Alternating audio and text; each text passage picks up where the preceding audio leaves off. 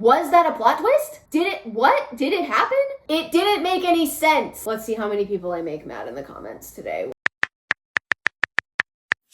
All right, let's get down to it. Let's spill the tea. Let me tell you about 5 popular books you should read for the spice, 5 popular books you should read for the plot, 5 popular books you should read for both immaculate plot and spice, and then 5 books you just should not read. So there's some very strong opinions in the book community about how much spice should be in a book, whether or not a book is spicy, whether or not you read a book if it even has spice in it or if it doesn't, if a book is just a vibe spicy read, if it's a book that's got really immaculate plot, character development, and world building, if it is a masterpiece that has both, or if it's a popular book that everybody hyped up that shouldn't have as much hype as it does, and you can still read it if you want to, but I'm gonna tell you whether or not I think you should. Today we're gonna go over 5 books that are mostly enjoyable because of the spice, the romance. They're heavier on the spice level. They're probably between 3.5 to 5 chili peppers. The focus is the spice and the romance and the relationship. And they do have plot because personally I will never recommend a book, romantic book, that has no plot and all spice. That's just me.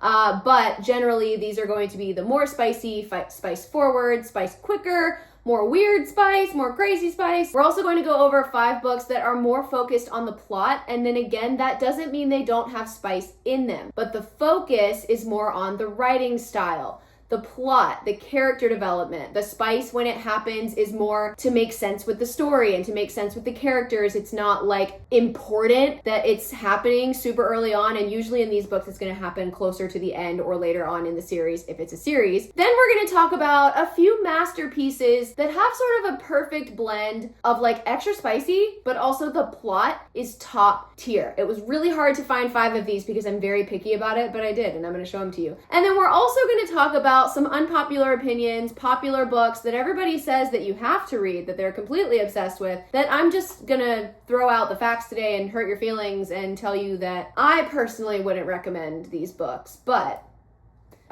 we're not here to lie. I don't know why people expect me to come on here and lie about my opinions. It's actually very annoying. Let's get into the book recs. This is the first YouTube video I've made that's actually like book recommendations. So let me know if you like the book rec style or if you like that short form and you would rather see more deep dives into like informational things on YouTube or other types of like room organization or whatever. I have no idea what to do with YouTube, you guys. So literally just tell me what you want to see. I could give you recommendations for years though, so let's just start there. So starting out with the books you're going to read mostly for the spice, for the content that is about the romance, I'm gonna put up a really familiar one first. Phantasma and Enchantra are, maybe this is an unpopular opinion, but I really find the plot lacking in Phantasma and Enchantra. Are they fun? Are they a good time? Yes. And they're interconnected standalones, so like while there is an overarching story, it's kind of in the background, and I feel like it takes such a back burner that it's actually really confusing, and these books, while being entertaining, tend to irritate me, especially at the end of them. I really thought the end of Phantasma was very like quickly wrapped up. The plot twist was crazy, but also like didn't make any sense. You needed a 50-page info dump for it to make sense, and whatever. We won't get into the full review. I feel like Phantasma and Enchantra are solid like 3.75 star reads. Like they're fun. The spice in them is really good. I feel like the relationships between the characters is very engaging. It makes sense. It's not just they're not randos, like it's not crazy. And I found the spice to be very satisfying, and I just like the way that Kaylee Smith writes her relationships and her spice. Like it, you know, gets me all hot and bothered, which is what we're looking for. But I just think the plot leaves a lot to be desired. I thought Enchantra had a better ending than Phantasma. Now Phantasma's games and trials, and then Enchantra is like a spicy hide and seek. They're both really interesting, and I do think that if you took Phantasma and you made it like a duology or a trilogy and you sort of fleshed out that storyline and you gave the story a minute to like develop, I do think it would have been better, and I probably would have rated it 5 stars. Same thing with Enchantra. It's just like they're short little spicy standalones, and the story, you know, is overshadowed by will the couple get together? They have to have like everything settled at the end of the book. We have to make sure that we have like spicy time stuff. Like that's just more of the focus, is we're gonna get some basically. And then the plot's like, I hope you understood that, but Phantasma, I hope this doesn't sound like I'm not recommending this book. I'm recommending this book, but it's more of like a vibes spicy read. Like you're not gonna have a life-changing emotional experience from reading this. And sometimes that's not what we're looking for. So this is perfect for something like that. Now, a book that is my Roman Empire, a series that is my Roman Empire that I would rate like 5 stars, but still it is very romance and spice forward. So this is one that's like, it's still God tier. But the plot, the plot is about the romance. We're going to talk about The Ruthless Boys of the Zodiac series. Now, this is a 5 chili book. It is all about the relationships. It's all about the romance. It's all about how many people can fill this girl at one time. Like, that's what we're dealing with here. But the plot is like a romance plot. So like the plot sort of deals with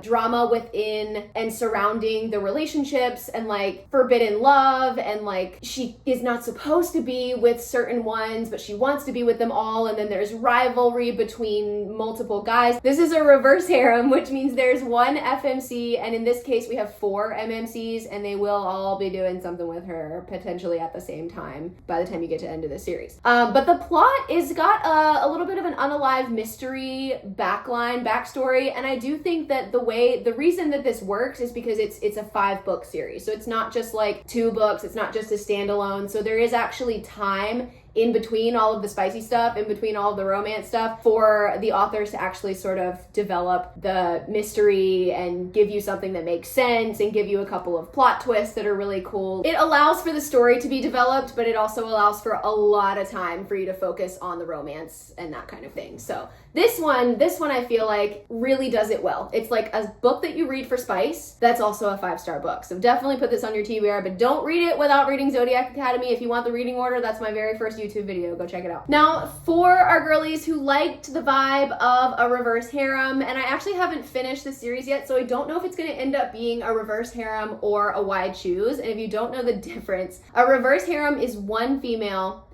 and multiple males, and they all do stuff with her, but they don't do stuff with each other. There's not sword crossing. A wide choose is the same thing, except the guys will also get with each other. So wide choose. You don't have to choose between anyone. Even the guys don't have to choose. So I don't know what direction this ends up going in, but this is also a reverse harem or wide choose. This has multiple love interests going on in it. And this is sort of a spicy Beauty and the Beast retelling that has 4 beasts instead of 1. That's basically the gist of it. I am obsessed with all of the guys in here, and I really like the story. I like the writing. I like the way that this is done. This is very entertaining. It's not a high fantasy masterpiece, but that is not what it's supposed to be. So Bonded by Thorns was one of the first series that everybody like yelled at me to read when I first started my reading romantasy journey and was all about like ACOTAR. They were like, well, if you liked ACOTAR, you gotta read Bonded by Thorns, you gotta read The Beast of the Briar. And I took way too long to start this series. This is absolutely amazing. I have not finished the whole series yet, and also the series is not completed yet. There's still more books coming out.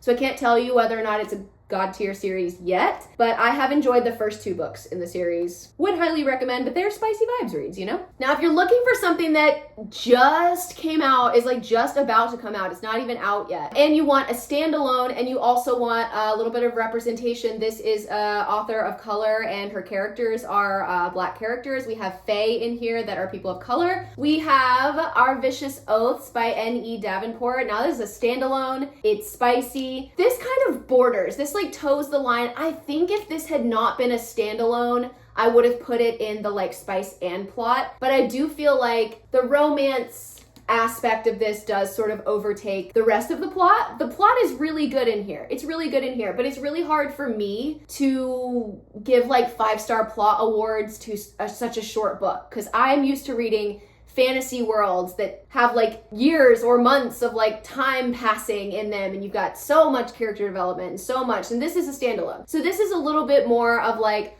a really good book, kind of a vibes read, but also the writing is really good. Like, it's not vibes writing. Like, I feel like this has good writing in it. This one's really hard to explain. So it's kind of in the middle between like read for the spice and the plot. I just personally, someone might disagree, but I need more story in order to have like to recommend it for the plot, I guess. Or this could have, maybe if it was like 300 more pages and it was really long.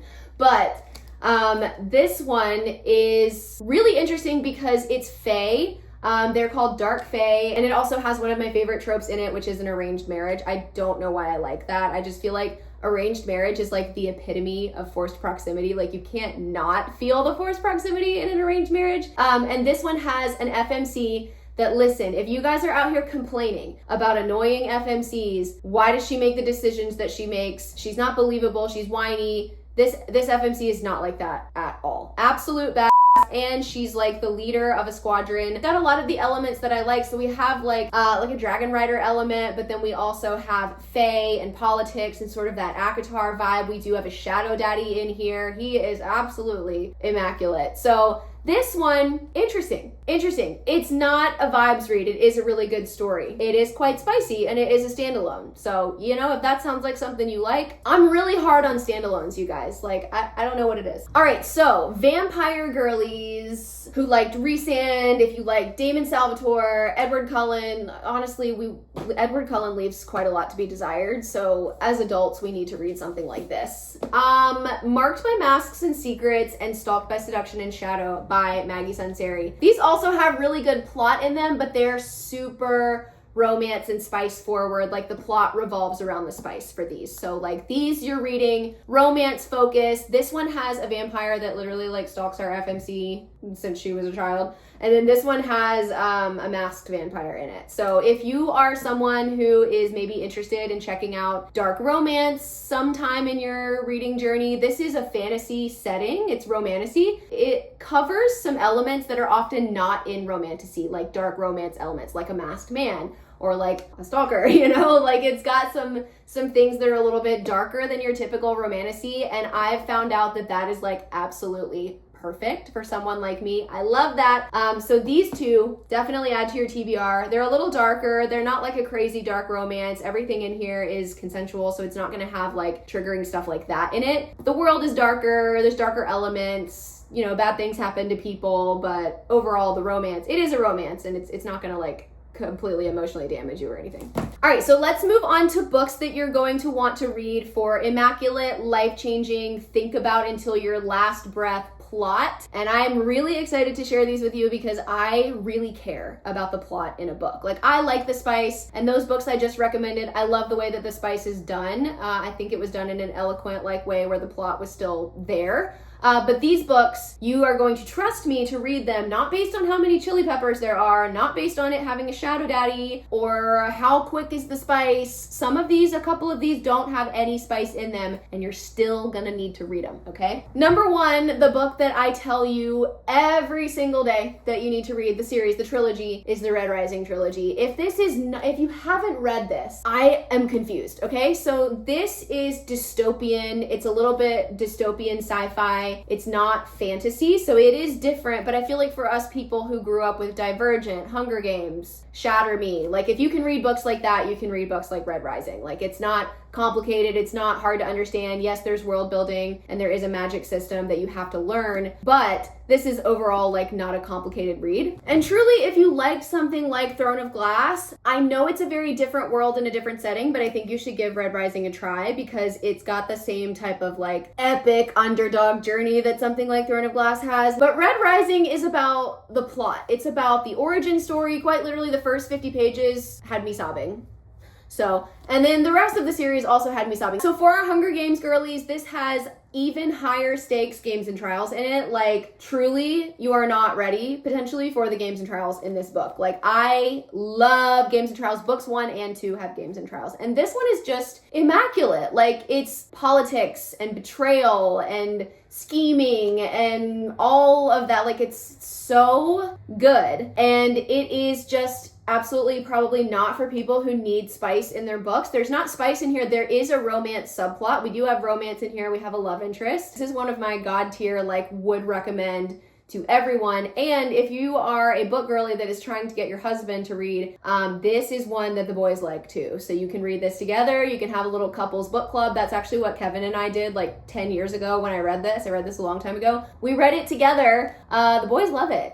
This and Brandon Sanderson, you guys can read together. So this is one that will bond you with your partner maybe also. One of my most recent reads, and I'm putting this on here because this is one that sort of borders, like it's got good spice, good romance, and it is also kind of about the romance, but the plot is absolutely superb, and I do think the plot, in a good way, overshadows the romance and the spice in here. The Ascended, God tier book. You guys, I cannot believe how much I liked this. This was one where I was seeing ARC reader reviews and I was seeing people rave about it, and I was just so skeptical.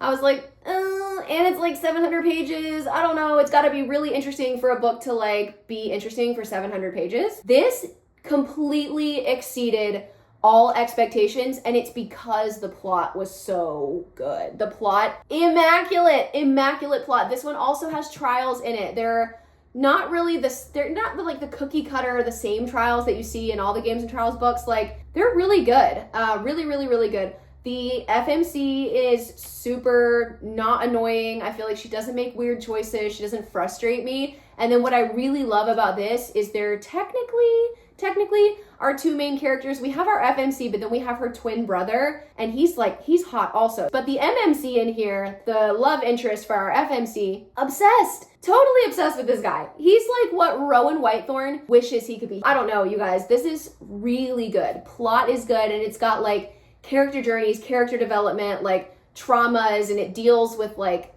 you know, sociological things, and it's just, I don't even know how to describe it. And I also just I don't want to spoil or tell you much about it. This is one that you should just like trust me and dive into, because it's really good, and I don't want to give anything away. But 700 and something pages, I think I read this in like 2 days. So, plot. Now, this one might be an unpopular opinion, and I'm definitely going to have to make a part 2 to this, because I have way too many books that you should read for the plot, and also ones that you should read for the spice, that I could not fit into this video. But I'm putting this on here because it's relevant. It came out this year. I wanted to put it on here because the only like big complaints I see are that people say, oh, you had to wait so long for the romance. Oh, it's so boring. Like, I DNF'd, I was waiting for something to happen. My question is, it's fine to not like this book. I'm not saying that if you don't like this book, you're stupid, or if you don't like this book, you don't have taste. Like, I hate it when people say that to me. That isn't what I mean.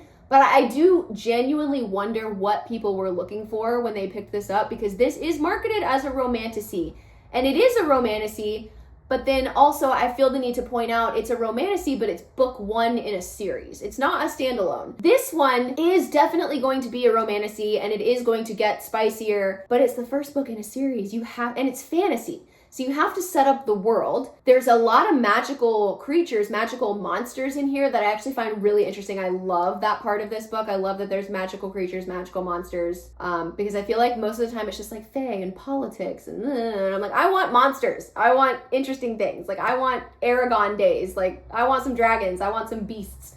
And this definitely has that. Now, there's a couple of plot twists in here. You might be thinking, well, I guessed those. You probably guessed like 2, and there's like 10 in here. So be for real. Like, you didn't guess all of the plot twists. Anybody who would like to tell me that they guessed every single plot twist that happened, feel free. I don't believe you. But this one it has world building, and there are ways to write world building that is super engaging and super fast paced. And while I will say that the pacing of this book is not gonna like drag you and be like, oh my god, all the time, like every page, oh, what's happening? Sometimes that's not what fantasy is, and it's fine to prefer that. Something like this, oh my gosh, drag you along, you better turn the page every page. That's what this is. This is fantasy that has world building. It's a slow burn. It's a slow burn in the story. It's a slow burn in the romance. It's just a different pace, and that doesn't make it a bad book. Now, for our dark academia girlies, y'all, Catabasis? Hello? This is a standalone. This is so good. So good. Yes, there is a romance subplot in here. There is not spice. It is not for the spice. Like, this is one that if you pick it up because you're looking for romance, you're going to rate it 1 star, and I'm going to get mad at you because you're going to falsely rate it because you had false hopes. This is plot on plot on plot on plot. Deep, deep dive. And this, I've heard a couple of criticisms that like you have to be smart to read this. You don't. You don't have to be. This is not like a scholarly read. This is sort of a new take on Dante's Inferno. It is about two students. One of their professors has been unalived and they're going into the underworld to, I think they're trying to bring him back, and they're going into the underworld to get him. And these two have an attraction to each other, so there's that. But this is like strange, and it's got a lot of references to like classical literature, so that's the only thing. Like some of the references might go over your head. I for sure am not picking all of them up, but there's so much story and plot and things that are original to this book that like I was not confused or being like, oh, I don't really get what they're trying to do. It's not like that. It's not like that. There's not a big glossary at the beginning. Like, it's deep though. It's dense. It's so hard to describe this one. Like, it's super dense, but it's not hard to understand. It's not one of those books where you have to flip the pages back and forth and be like, wait, what? Like, what happened? This is so good. And this is one that like kind of had me just like the whole time. I was like, what's gonna happen? What? It made me uncomfortable. It's kind of scary. It's uncomfortable, and it's just like a descent into the underworld. So y'all don't know R.F. Kuang. She does not come to play, and she does not write light and fluffy fun time. This is not a light and fluffy fun time, okay? And this is also not a romance. Like, it does not have a guaranteed happily ever after. Let's just call it that. But plot, immaculate plot. If you are looking for a story that's going to affect you, that's going to change your life, that's going to make you go like, oh, that's this. Now, there's a lot of discourse going around about Alchemized because, number one, people are calling it a romance. People are calling it a romantasy. That is incorrect. That is 100% incorrect. The definition of a romance, and romantasy is fantasy with a romance. Romance has to have a happily ever after. Alchemized, as you have heard me say over and over again, is for the people who like emotional damage, to be destroyed, to be traumatized. It's not happy, you guys. It's not a romance. It's not gonna make you feel all warm and fuzzy at the end. It's literally, the plot is based off of Handmaid's Tale. Hello? Like, so that is incorrect. That is a misconception that this is a romance and or a romantasy. Does it have a love story in it? Yes, it's a love story. There is spicy time in it. There's parts of romance, like there's romantic encounters, but it's a love story. It's about two people who fall in love in a horrible world, under horrible circumstances, who are also sometimes horrible to each other. You know, this one is for the plot. This has a deep lore, like deep magic system, deep world building. It's so heavy on the character development, the internal workings of like the human mind, and like we have the good side, which is alchemy, alchemists, and then the bad guys, which are the necromancers. And then the other thing is people don't understand what this is. They know that it's related to Manacled, so I won't go into a deep dive, but let me know if you want a deep dive, I can explain it fully. But like, Manacled is a fan fiction that basically takes place after the 5th book of Harry Potter. So Manacled is in the Harry Potter world. It has Harry Potter characters,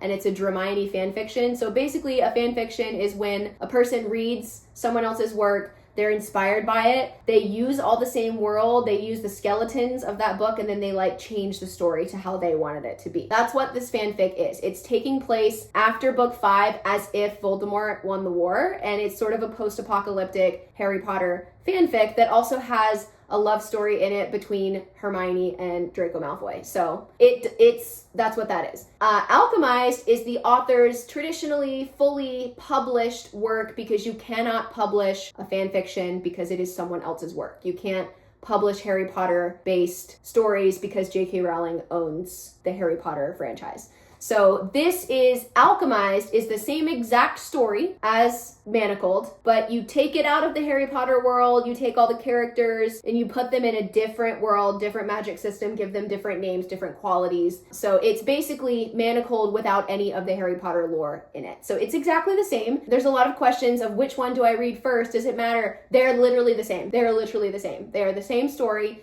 So, short answer, no, it does not matter which one you read first. If you've already read Manacled, this is going to feel like a reread because it's the same story. What's fresh and new about it is the magic system is different. There's like additional like things that you didn't know about the world, because originally they were taking place in the Harry Potter world, but now they're taking place in a fully new developed world by the author. But otherwise, plot-wise, nothing has changed about the plot. So it doesn't matter which one you read. If you were a huge Potterhead, like if Harry Potter is a giant part of your childhood. I read Manacled like a year ago. I really loved Manacled. It's not going to be easy to find now because this is how you need to support the author. So I do think if you read Manacled, you should also buy a copy of Alchemized so that you can support the author. Let's talk about books that have a really good, almost perfect mixture of spice and plot.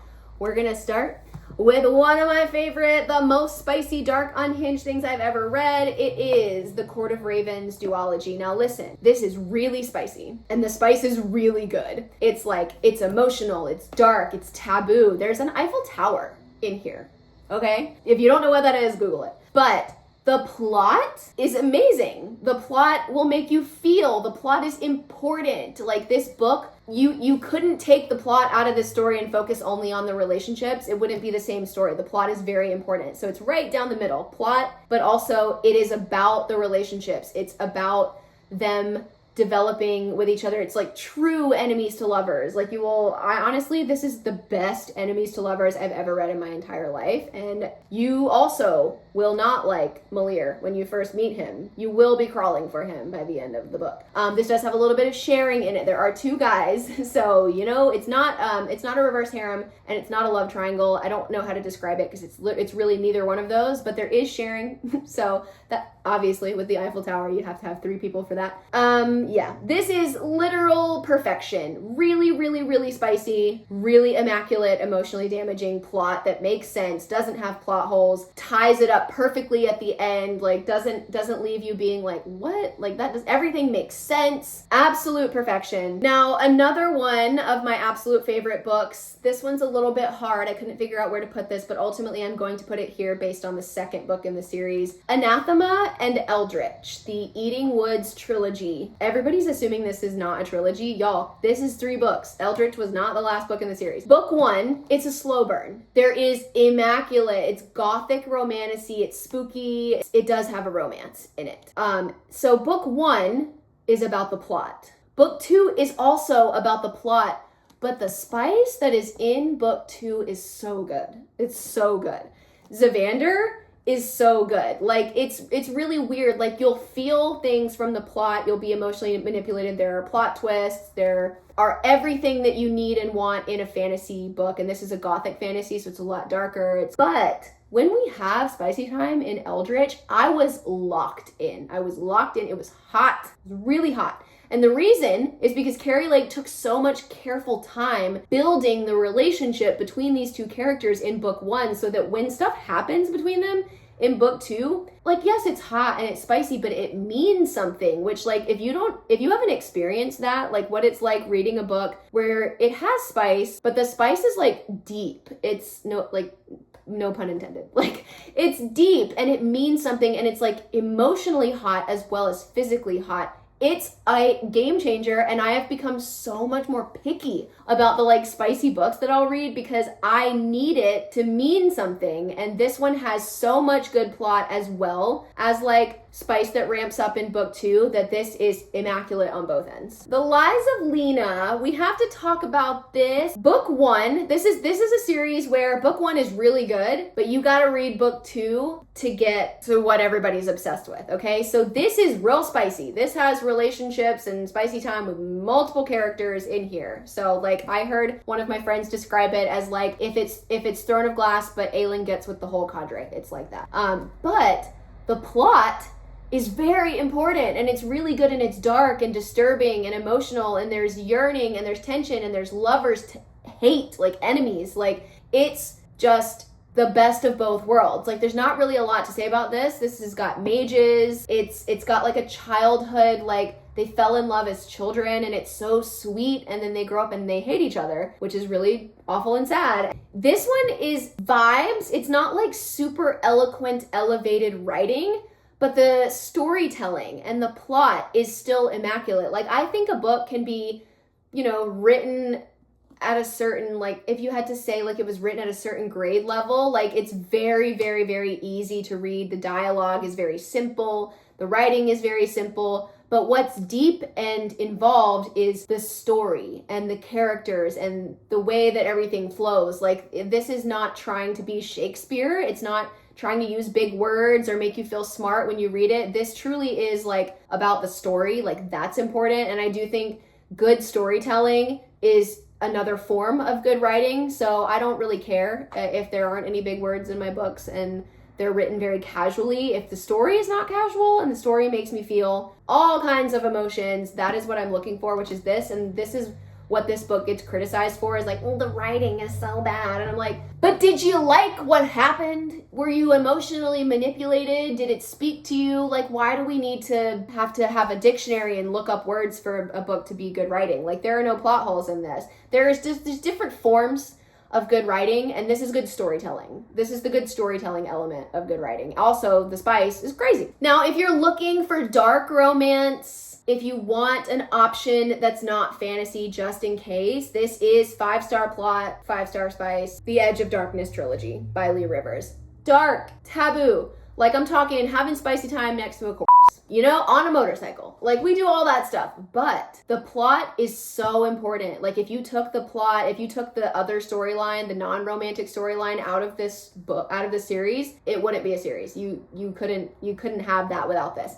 This is trauma and bonding, and this is also lovers to enemies. And basically you start out this book with these two main characters absolutely despising each other, and then you go back in time. This is one of my favorite things, is when a story is told in past and present tense. So you have present tense and then you go into flashbacks of how they met, their origin story, their first kiss, like first everything for these people. And it's so sweet and innocent. And then where they are now is like absolutely horrible. Like it's terrible. So you're like having to figure out how they got there. It's absolutely heartbreaking. And this takes place in Scotland. So we've got guys with Scottish accents. Like I know that doesn't really matter, but I really love a Scottish accent. But this is like a god tier dark romance. So if you're looking for dark romance, if you're trying to dip your toe into that area, I would say start with this one. But also just know that if you start with this one, I've been told that I will never find anything better than this. So now I've potentially ruined my dark romance journey. And then finally, the epitome of amazing storytelling, character development. Honestly,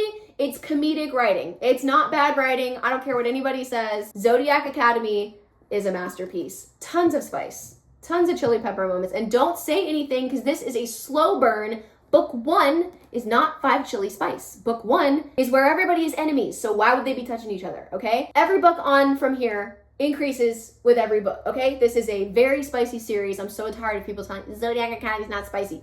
Did you just read the first book? Because it's obvious.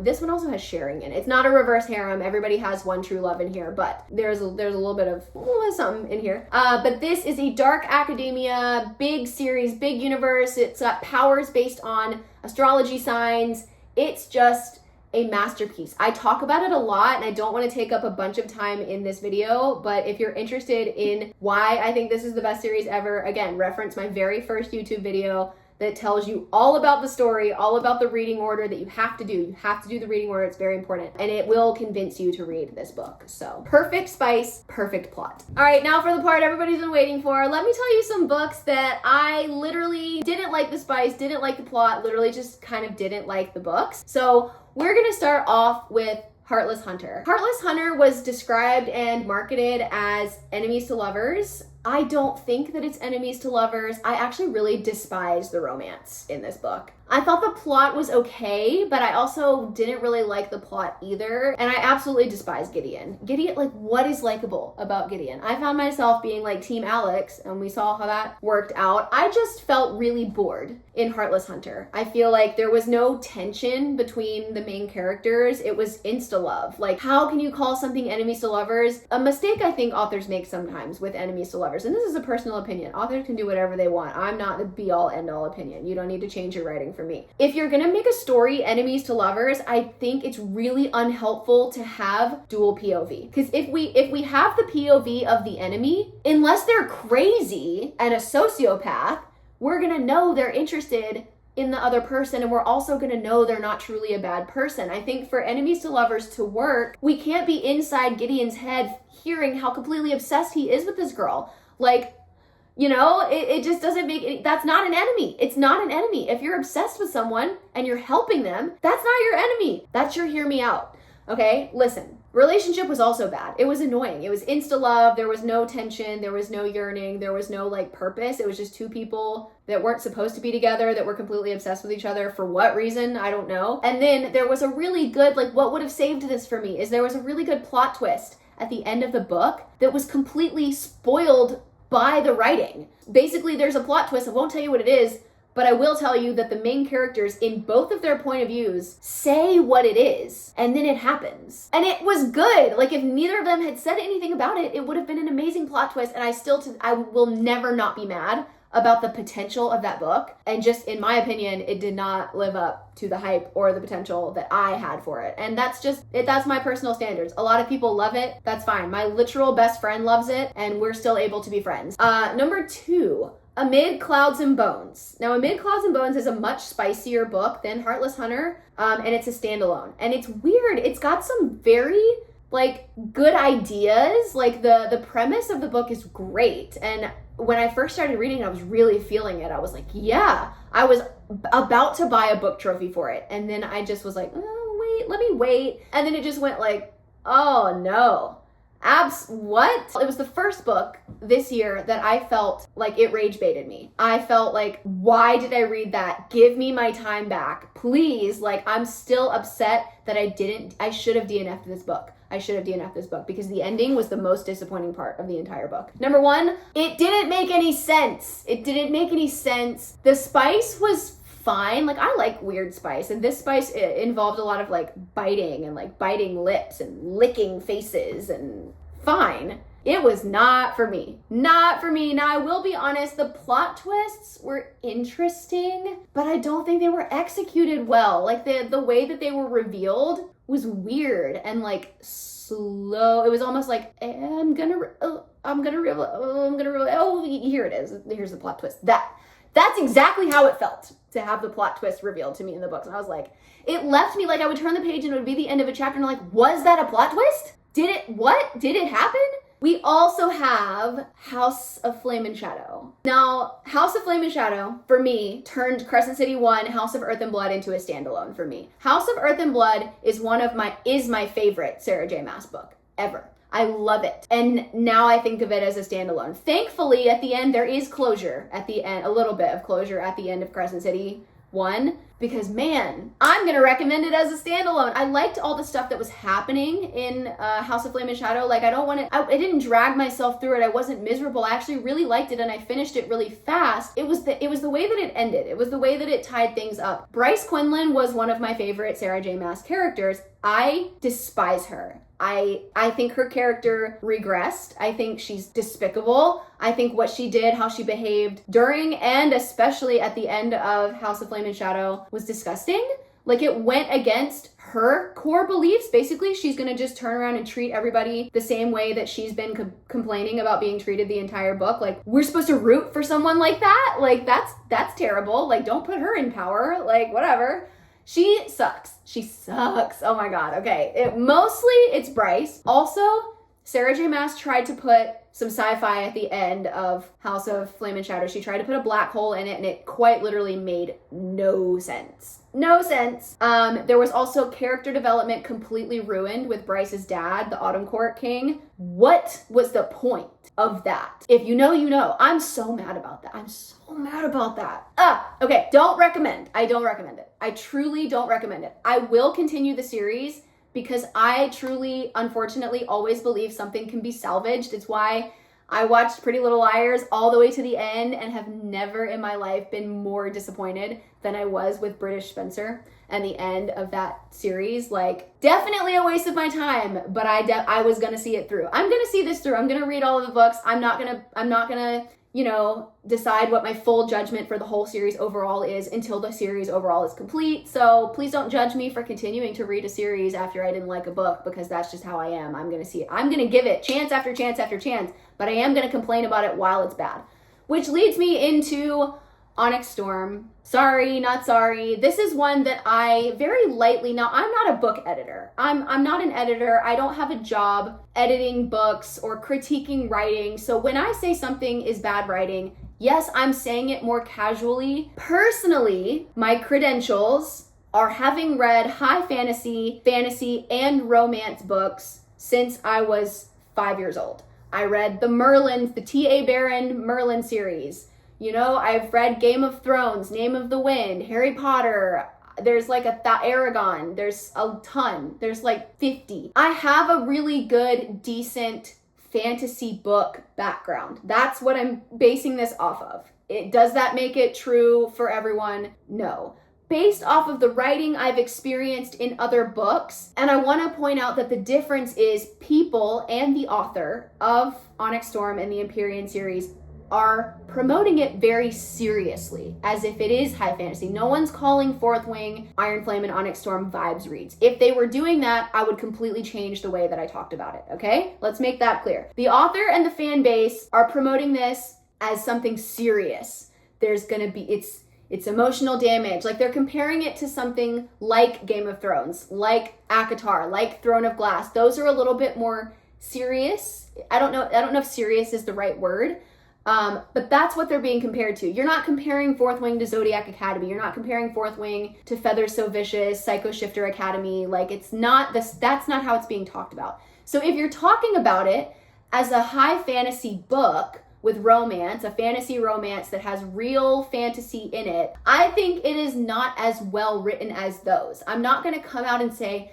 Onyx Storm is badly written. It's not as well written as other really popular fantasy series. That's it. It's not terrible. I'm not saying no one should read it. I'm not saying it's the worst thing ever. I'm not saying I hate the author. Like, that's not what I'm saying. I'm just saying I've read a lot of fantasy, and this one does not live up to the other fantasy that I've read. You cannot agree. You can also be a person who read Game of Thrones, read Aragon, Name of the Wind, Lord of the Rings, Harry Potter, whatever, and you can still think that Onyx Storm is a masterpiece. I don't understand that, but it's correct for both of us to think that way. That's fine. But I am not incorrect for having an opinion that is that. The baseline is like, I wouldn't recommend it. I wouldn't recommend Onyx Storm. I would recommend Fourth Wing because I did think Fourth Wing was a vibes read. I was vibing, and I thought it was very interesting and fast paced. I would recommend Fourth Wing. I honestly would also recommend Iron Flame because things did get like serious and like real fantasy world feeling in Iron Flame. I liked it a lot. Iron Flame, I think, is my favorite book in the Empyrean series. I just truly would not recommend Onyx Storm.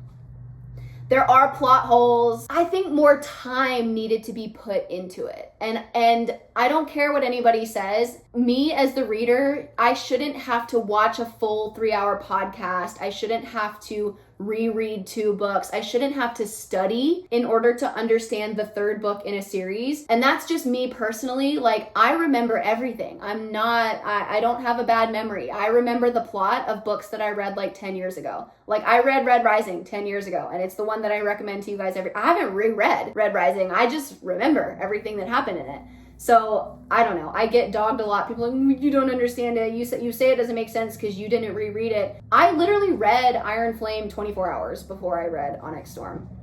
I just don't know what to tell you anymore. But that's a popular book that I wouldn't recommend, and that's it. That's my opinion. I had someone comment on a YouTube video one time that was legitimately mad at me because I made a joke about, like, if you like Xaden, what are you doing? Like, should you be here? If you don't know me enough to know that that's a joke, and I legitimately have best friends who love Onyx Storm, like, the world is not black and white. The world is not black and white. We can coexist, and I can share my inflammatory thoughts, and you can share your inflammatory thoughts. I welcome you to disagree with me in the comments. Just don't tell me that I'm wrong, because it's an opinion. I quite literally cannot be wrong about an opinion, and there's just nicer ways to say it than you're wrong. Whatever. You just must not read fantasy. Anyway, those are the books that I think you should read if you like spice, if you like plot, if you like spice and plot, and then some books that I just personally wouldn't recommend because I always have to throw a little bit of inflammation at the end of my videos because it's just fun. So let me know if you liked this video. Do you want a part 2? I have more books in every category. I had a really hard time picking these, and I tried to keep them to books that people have like heard of before and also some that they haven't. So let me know if this is interesting. What other content do you want to see? I really need help with YouTube. I don't know what to do on here. I'm not an aesthetic person. I don't have an aesthetic, like, nice, beautiful house. I can't really film like bookshelf reorganizing. Like, it would be so ugly. Do you care if it's ugly? There's that, as soon as you leave this window and you go back there, it's like super dark and it just looks terrible. So that's why I don't do stuff like that. I am gonna try to eventually do like a reading vlog. I haven't done one so far for Hollow just because I'm not a person who films my life. So I'm not able to like set up my camera and just like film myself reading Hollow. Like I'm reading Hollow in the dead of night, like in my dark room with like just a reading light on. Like it's not, I don't know. I wasn't cut out to be like an aesthetic vlogger. I think vlogging is like, anyone who's good at vlogging, like I immediately admire them because it's probably the hardest thing in the entire world. But yeah, we're gonna probably do a 10 till the end, like my top 10 books that I need to finish before the end of the year. I will be on here giving a full in-depth Hollow review and talking to you about how it fits in, if it's related to Solaria, Zodiac Academy. Since it's a Twisted Sister book, I'll be telling you whether or not it matters, where you read it, and stuff like that. That's what I have planned so far. TBR, obviously I'm gonna do my October reading wrap up, but otherwise help me. What do we wanna see? That's it. If you find me entertaining at all, please like, please subscribe. Do whatever you're supposed to do on YouTube videos. I really appreciate that there is a group of people that support me on YouTube with my long form content. I feel very self-conscious about it. I truly, every time I make a YouTube video, I'm like, does anybody care? Does anybody want to watch this? So the support is really helpful, and yeah, I love it. And I will see you. I'm really gonna try to make a video per week. I'm trying, you guys, it's really hard. But I'll see you next time for my 10 before the end TBR. That's it.